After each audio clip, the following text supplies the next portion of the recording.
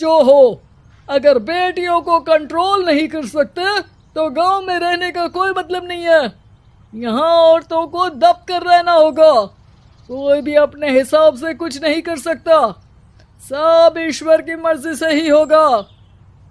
तभी गांव का एक आदमी दौड़ा दौड़ा आता है। सरपंच साहब, जमींदार साहब, वो कालिया है ना, उसकी बेटी पढ़ने के लिए शहर जा रही है। अच्छा, ये कब हो गया? और कालिया की हिम्मत कैसे हो गई ऐसा करने की? लेकर आओ उसे और उसकी बेटी को। बस फिर क्या था, हाजिर हो जाते हैं कालिया और उसकी बेटी सरपंच के सामने। अरे कालिया, ये क्या सुनने में आ रहा है? बेटी को इंजीनियर बना रहा है तू? और ये बता, गांव में तो स्कूल नहीं है, फिर कहां से इतनी क्लास पास कर गई तेरी बेटी? राधा, जो कि कालिया की बेटी है, उसे लगता है कि सरपंच उसकी तारीफ कर रहे हैं। सरपंच जी, मैंने ऑनलाइन पढ़ाई की है, डिस्टेंस लर्निंग से। सभी में मैंने अच्छे नंबर पाए हैं, जिसे देखते हुए शहर की इंजीनियरिंग कॉलेज में मुझे स्कॉलरशिप मिली है। वाह जी वाह, क्या होती है ये? पहले तो ये बताओ, फिर आगे की बात करते हैं। पूरा गांव राधा की बात सुन रहा था और राधा बोलती जा रही थी। तो ऐसे मैं फ्री में एक अच्छी शिक्षा लेकर गांव में जो कुछ परेशानियां हैं, जैसे बिजली, पानी और इंटरनेट जैसी समस्याओं के लिए काम करूंगी। मैं गांव को शहर से जोड़ने के लिए पुल का निर्माण करवाने का प्रस्ताव रखूंगी। मुझे पूरी उम्मीद है कि जल्द ही हमारा गांव भी तरक्की की राह पर चल पड़ेगा। राधा की बात सुनकर सारे गांव वाले ताली बजाने लगते हैं। सरपंच को समझ नहीं आता कि वो क्या करे। चुप रह नादान लड़की। गांव के खिलाफ जाने के लिए तुझे गांव से बेदखल कर दिया जाएगा, वो भी पूरे परिवार के साथ। और हाँ, अगर ठीक से गांव में रहना चाहती है तो ये पढ़ाई लिखाई छोड़ दे। हम तेरे लिए गांव का कोई होनहार लड़का देखेंगे। तभी गांव का एक आदमी बोल पड़ता है। अरे नहीं नहीं सरपंच जी, राधा बिटिया जो बता रही है, अगर वैसा हो जाए तो हम लोगों को पैसा कमाने के लिए बाहर नहीं जाना पड़ेगा। हाँ जी, और ना ही कोसों दूर पानी के लिए भटकना पड़ेगा। हमारे बच्चे भी अच्छी पढ़ाई कर सकेंगे और आगे बढ़ेंगे, ना कि हमारी तरह खेती करते बैठेंगे। क्यों गांव वालों, राधा बिटिया का साथ देना चाहिए ना। सरपंच देखता है कि गांव राधा के साथ है तो वो चुप हो जाता है। वो घर आकर अपने सलाहकार से बात करता है, जो बहुत ही चालाक किस्म का इंसान होता है। अरे सरपंच साहब, आपको बहुत ही होशियारी से काम लेना पड़ेगा। एक बार गांव तरक्की कर गया, यहाँ के बालक पढ़ लिए तो कोई ना पूछेगा आपको। और फिर ये जो बेटा और बेटी है ना आपके, इनको भी आम लोगों की तरह ही जीवन जीना होगा। हाँ, लेकिन करे तो क्या करे? वो ना आप मुझ पर छोड़ दीजिए, बस मैं जैसा बोलूं करते जाइए। अगले रोज सुबह जब गांव वाले सोकर उठते हैं तो राधा के घर के बाहर और साथ ही वो लोग जिन्होंने राधा का सपोर्ट किया था, उनके घर के आगे लाल रंग से कल आऊंगी लिखा होता है। कल आऊंगी, ये क्या होता है? अरे यह तो खून से लिखा है, लगता है कोई भूत प्रेत या चुड़ैल का साया है। चलो सरपंच जी के पास चलते हैं। सभी सरपंच के पास जाकर उसे सारी बात बताते हैं।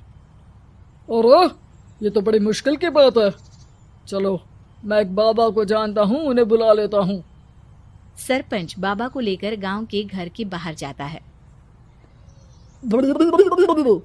ओहो, तो ये वो चुड़ैल है जो उन लोगों को निशाना बनाते हैं जो गांव को बदलने का सपना देखते हैं। वो गांव को ऐसे ही संपन्न देखना चाहती है। वो नहीं चाहती कि कोई बाहरी यहाँ का कायाकल्प करे। क्या तुम लोगों में से किसी ने गांव को बदलने की सोच रखी है? तभी राधा की माँ रोते रोते आती है। मेरी राधा घर से गायब हो गई है। अरे कोई तो बचाओ, मेरी बच्ची कहाँ गई?